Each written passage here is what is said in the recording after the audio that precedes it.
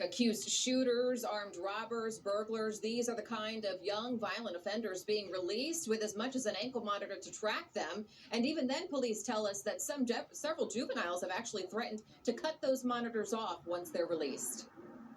The Delaware County Detention Center sits vacant, while the young men who would be detained inside walk free among their victims. I do feel bad for the victims and for the people that, have to see this because it's not fair to them. Yeah, it's ridiculous. I don't agree with it at all. So they need to figure it out and they need to change it and put their foot down and do something about it. So it's been almost a year since this large facility in Lima was shut down for allegations of abuse of children. In 2021, 29 juveniles were released and 7 so far this year.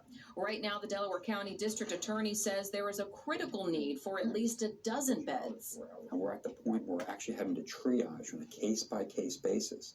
Our staff, the juvenile probation department, the president judge are having to, sometimes late at night, get on phone calls and determine what shooter we can let out of a juvenile detention facility because we've got an even worse young person that we need to put into the facility. Upper Darby Township Police say they arrested 2 juvenile carjacking suspects from Philly and had nowhere to put them. Both were armed with handguns with obliterated serial numbers. We brought them back here, we arrested them, we charged them, and we couldn't find anywhere to house them. After hours, we were able to work with the juvenile probation with a private company who put GPS monitors on them. One of those juveniles laughed and said that the monitor won't last long, he's going to cut it off. In the short term, the DA wants to reopen that Lima Center in a limited capacity.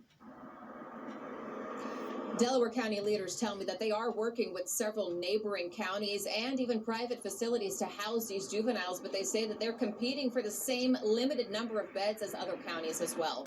Reporting live tonight.